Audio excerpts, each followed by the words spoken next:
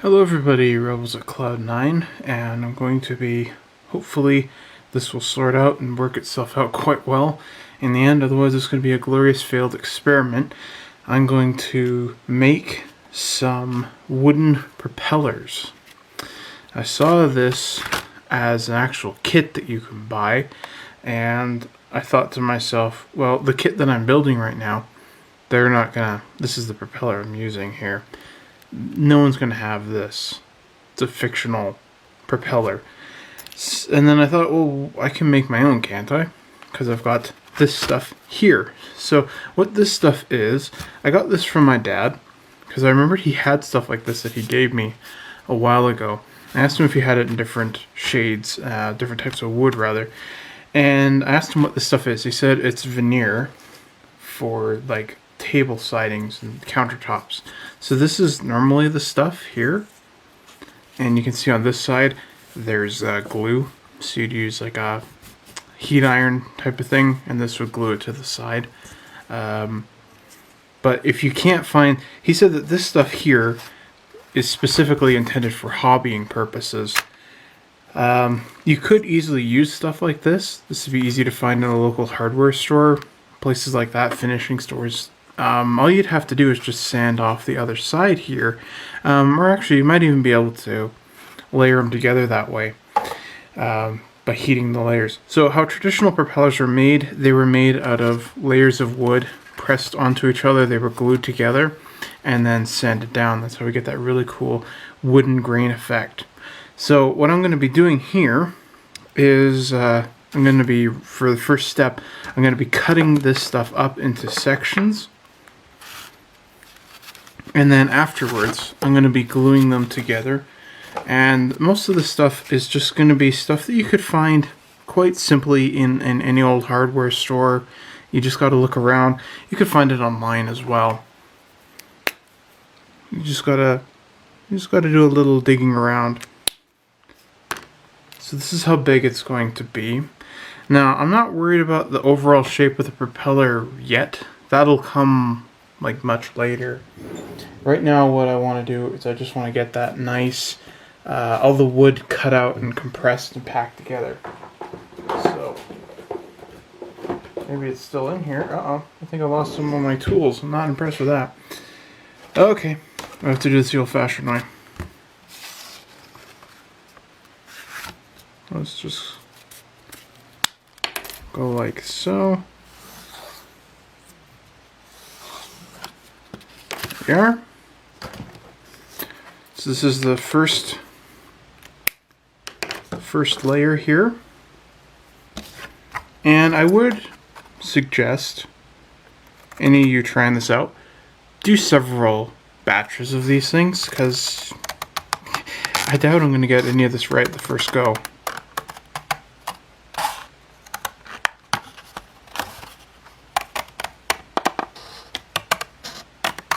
Okay, there's one. I don't know what all these woods are. I just went by whatever color they were. They were written in German on the box, or on the packaging, I should say. So I didn't bother to ask my dad to translate them for me. So I just went by what looks good.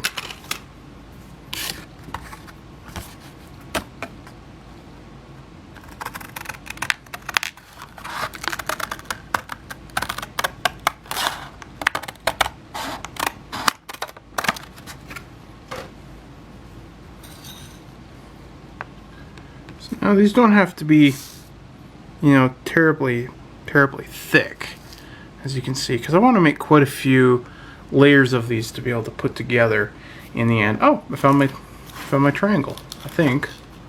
No, I just found a straight edge ruler. That'll work a lot better than using that.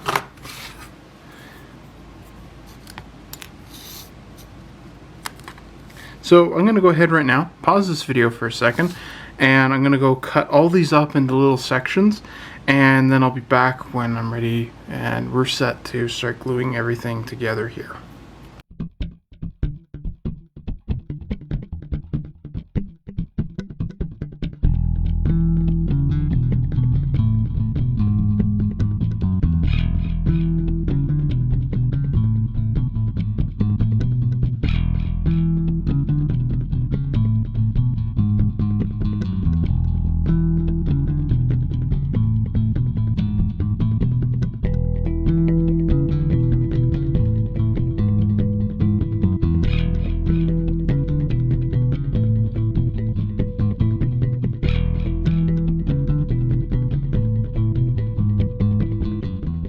Okay, normally if I was making a propeller in 48 scale, it wouldn't be too thick.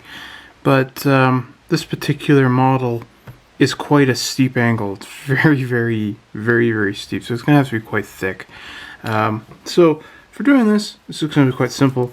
I'm going to start with one of these tan ones here, and just, you know, start overlapping them like this.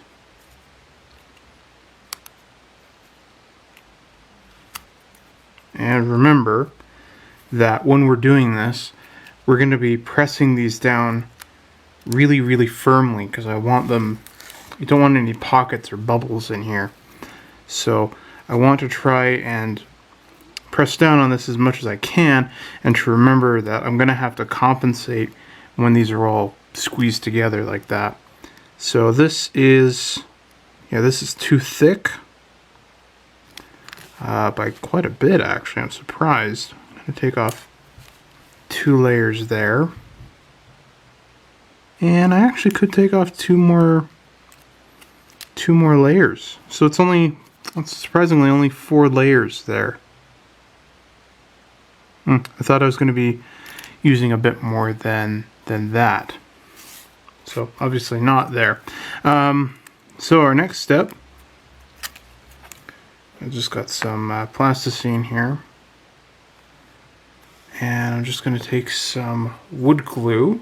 This is just standard carpenter's wood glue, nothing fancy about it.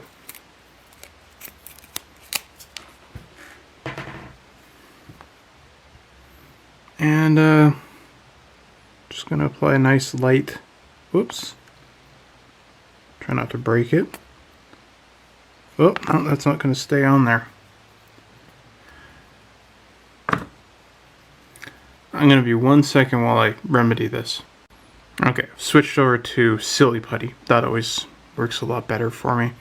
So I'm just going to spread it around with my finger. And it's just basically kind of like a glaze that I'm putting all around it. I'm not putting on a really thick, heavy layer, because this stuff's going to work. This stuff's going to work quite well, this carpenter glue. It's pretty strong stuff. I just used it yesterday on another project.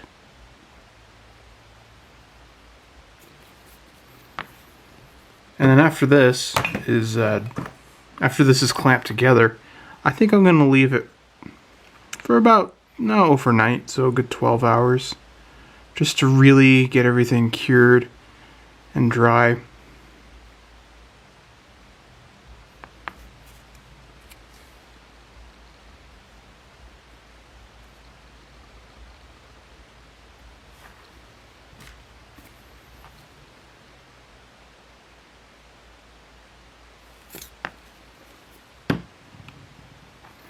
I know some people will be yelling at me, this is too much glue and da da da da da da da. You know what? It'll all work out in the end. It'll all be okay.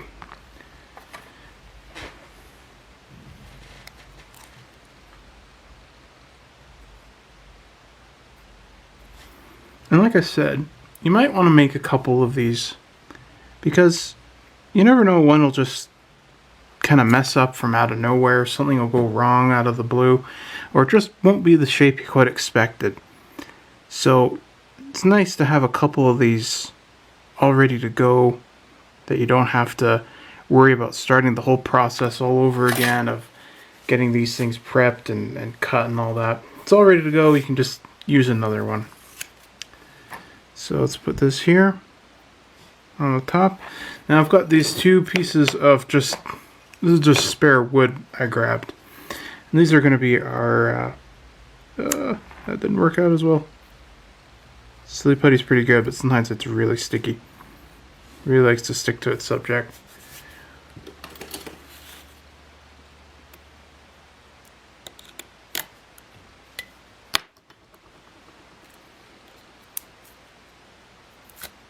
There we go.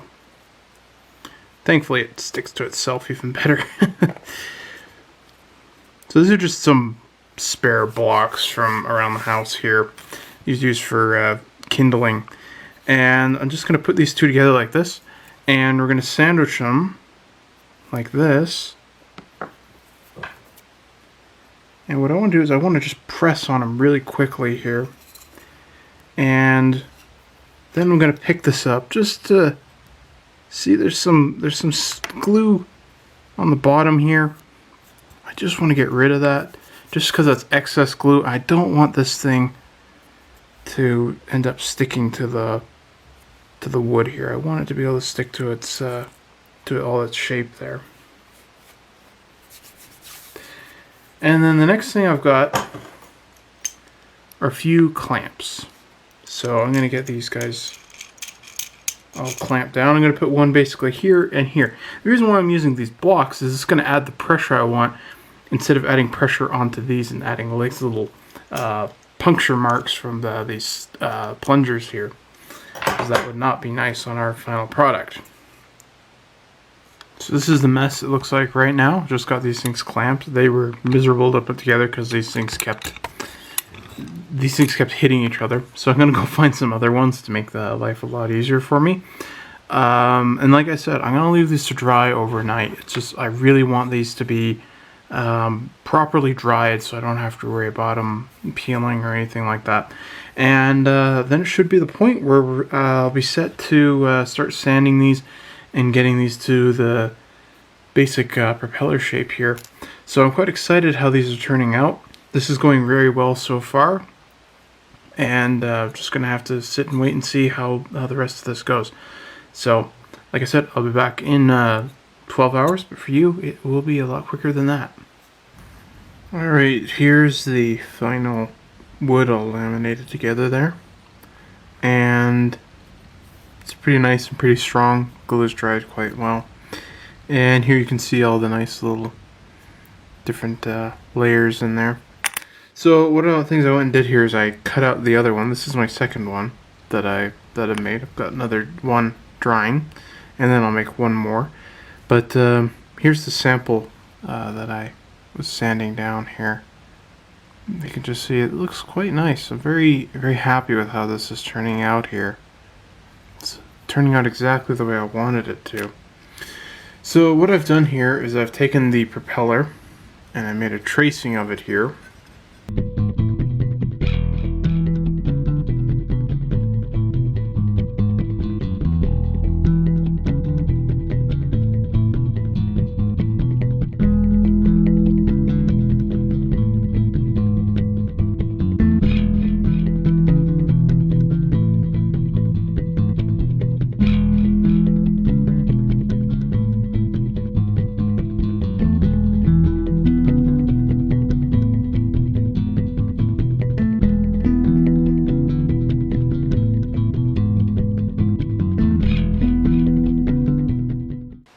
Okay, as you saw there, I was using the Dremel to cut these down to shape.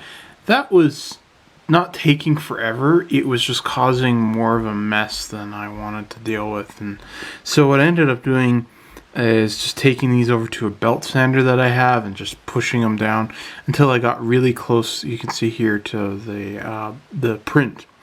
So yeah, the Dremel did work. It just made more of a mess than I wanted to deal with. Plus I had to go outside, and I was originally filming this at night, so I had to do it during the day. So I've got two of these little propellers here, because one is a spare, and the other one is going to be for another kit. And so now what I'm going to be doing is I'm going to take the Dremel and finely cut around the outline here. This is really where I want the Dremel in. This is where the Dremel really comes in handy, is what I wanted to say. I've got a big Dremel bit like this. This one's way too big. You can just see, makes way more of a mess. So I've got these nice smaller sized ones. This is a spare one here. I'm going to be going back outside again here to resume using the Dremel. And I'm going to go ahead and like I said, trim these down to shape. Now, again, one of the things that I want to keep mentioning is these are bigger than they're supposed to be, okay? And that's so I have plenty more room to trim them down to shape. Making them smaller is a lot easier than finding out that they need to be bigger. So yeah, it might seem like a bit of an exaggeration compared to the original plastic one. Like here's the plastic one. You can see it's quite a bit smaller here. Yeah, it's not nearly as wide or as tall. But yeah, it's a lot easier to just trim it down to shape there.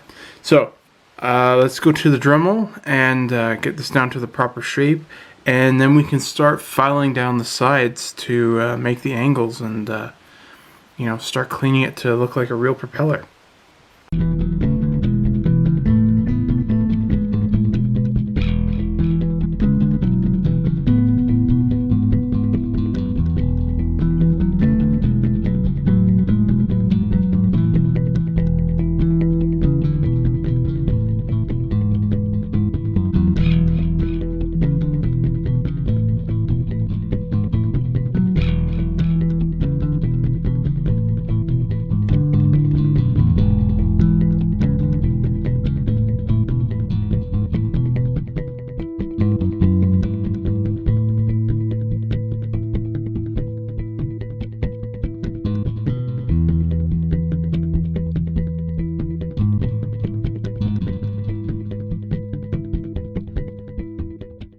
Alright, as you saw there, the Dremel didn't take very long. It was a bit difficult to record while I was doing using the Dremel, but overall the shape of it's basically there, so I can go ahead and keep working at it here. Now, the other thing I did is I drilled out a hole in the center of the propeller here. I think this is important to do now. You can do this earlier if you like, but I think it's a good idea to do it now. So you have a bit of a bearing of, the two halves as we're shaping them, how to make them even and level on either side. That's going to be really important. It's going to be a little bit harder to also drill a hole once the propeller is finished. All I did is I took a ruler here, I measured it. It's 4.4 centimeters. Divide that into 2, or cut that down by 2. It's 2.2 centimeters, so I just measured it with a compass here, went like this, yep, that's good, and then took a pin vise and drilled a hole in the middle. It was that simple. So that's done now. Now comes the rewarding part. It's also going to be frustrating. This is a time-consuming part, and we're actually going to be shaping the propeller now. All I'm going to be using for this is a sanding stick. It's got a rough grit on here. This is more than enough to take stuff off. I don't want to use a Dremel because with a lot of times with a Dremel, it's like if you just kind of go like this, you're relaxing or whatever, you just tense up a little and it's ruined like that. I want to have that control, so I've got this sanding stick here. It worked really well when I did it on the first one. It is a bit of a time-consuming process that you're going to be going through here. It took me, I think, 45 minutes to make the first one. So I'm going to wait here and see. I'm going to time it. I'm not rushing myself. I'm just seeing how long this is going to take me to do while I'm making this. So I'm going to keep the original one handy here to keep myself reminded of where I need to be going. I'm going to take a pencil and I'm just going to make a line across like this. This is going to be covered up by the spinner anyways, or whatever you might be using. So I'm not worried about this. I'm not going to be using a marker on any of these because the marker has potential to bleed and I don't want that, and that'll stain the entire thing. That's not going to be good. So we got the propeller here. And now all I need to do is just pay attention to what I'm doing here, and the work kind of does itself here. Just sanding down. Oh, wrong side. There we go. Now we're getting somewhere. Just sanding down this edge here.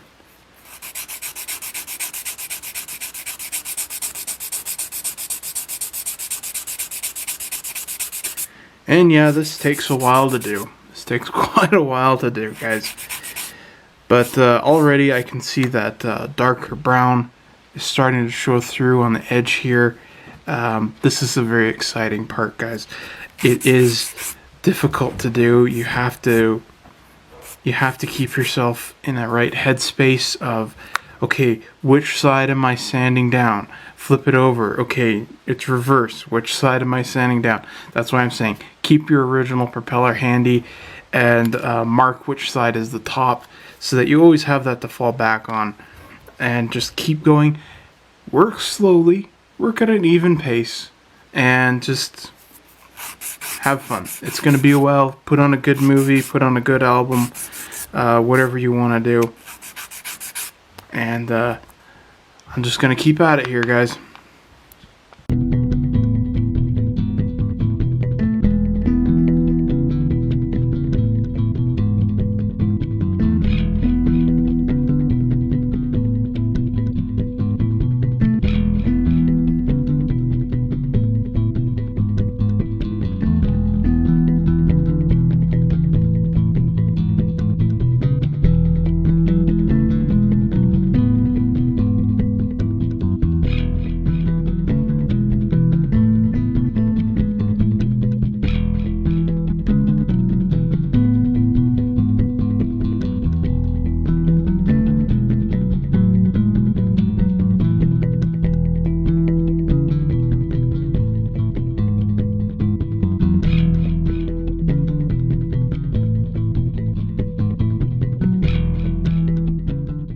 Okay, this has been 20 minutes worth of work so far.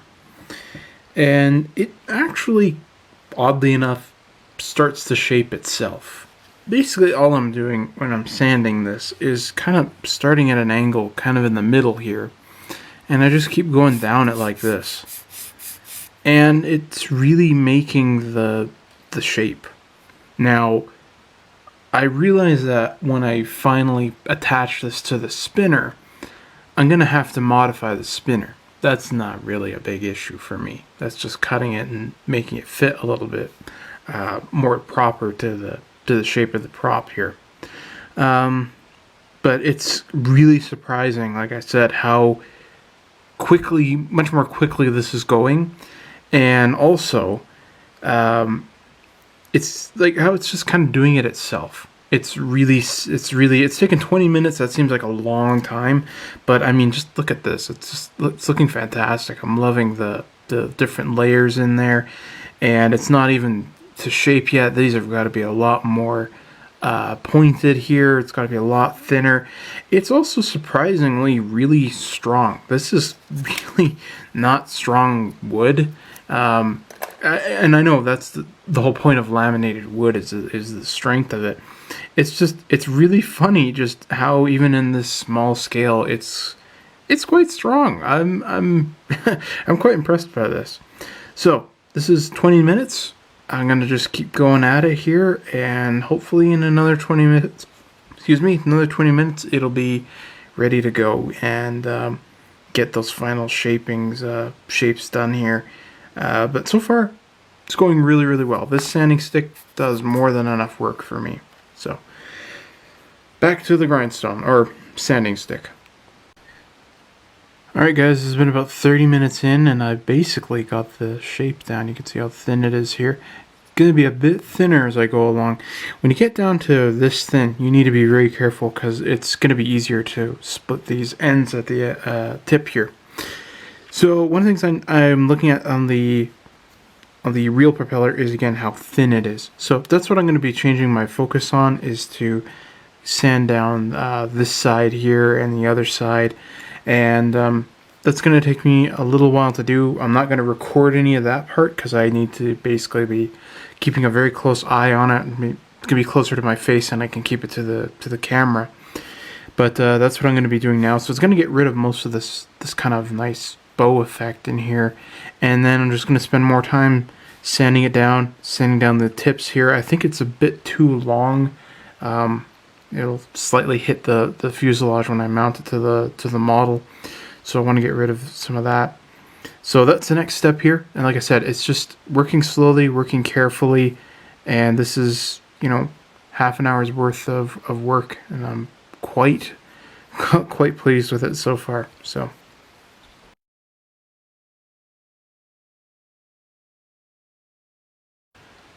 Alright, it took me 59 minutes 37 seconds to make this little guy. To sand it down all to shape. It's done. It's for another kit. I've made 2 of these. One that follows this one a lot more. The other one is more square. It's very strange. But it's done. I'm really happy with this, guys. So the last step will be for me to add like a lacquer coat on here. I'd like to find something sort of yellow, but not too much that it kind of takes away from the wood color here. I don't really want it to be, yellow, if you know what I mean. A couple things just, again, to keep watching out for is just, keep making it nice and thin, but watching that you're not overdoing it, so that you're running the risk of breaking it. Several times I thought it's gonna snap apart, and the ends are gonna split, and it's gonna be ruined, which again is why I made a spare one here. The wood glue held really, really well, and I think it's from pressing it in the clamps for 12 hours that I left it there. That really, really did the trick, I think. And overall, it just looks special. I'm really, really happy with how these things have turned out. Can you do this with 4-bladed or 3-bladed propellers? Of course you can. You could do this with a 6-bladed propeller for all I care. You just gotta do it. It's tedious. It takes a long time. This was an hour of work, but for me, it's something special just to add onto the model and have that on there. And I know a lot of people are saying, well, I'll just paint that sort of thing on. And, whatever floats your boat or, spins your propeller, I guess is the case. There's nothing wrong with that. I don't mind that at all. And there's plenty of other people that are going to say that, well, I wasted my time. I should have done it. I should have been doing things this way. I should have been doing this simpler. The list of that sort of thing goes on and on. And you're right. There's lots of ways that I could have done this, but this is a way that I found worked out really well. It seems like an hour is a long time. It actually went by pretty quickly when I had something to watch and keep my mind kind of busy as I was going along in here. The one thing that I will say is difficult to do is trying to keep everything symmetrical, because when you're looking at it head on, you've got these different layers of wood, and they all have different colors. So when you look at them, when I look at it from an angle, it looks like it's slightly too big on the one side, but it's actually not. It's a bit of an optical illusion, because when I hold it here, it's like, oh yeah, it's slightly too big on this side. It's just kind of a weird little again, optical illusion that way. So yeah, this is pretty fun. Like I said, the last thing I'm going to do is add a coat on there, and away I go. The only thing I would suggest to you, if you're making one of these, again, make yourself a spare. It's not going to take you too much extra time, and if something goes wrong with this one, you've got a spare one to fall back on. So here's the one that I made. This is going in the stash for another kit when I get around to building it. And this is the first one that I made. And I'm just really, really happy with how these have both turned out. This one's more bowed, so it matches this one that I'll be replacing, and this one's quite a bit more squared off and straight edged, which is what I need. Really excited to see these added onto the model. So I hope you guys found this video entertaining, informal at the very least, and maybe give this a go, because this was something I've thought about, and I'm really, really happy with how it turned out in the end. This is absolutely fantastic. So thank you guys so much for watching. This is Robes at Cloud9, and I'll see you all later.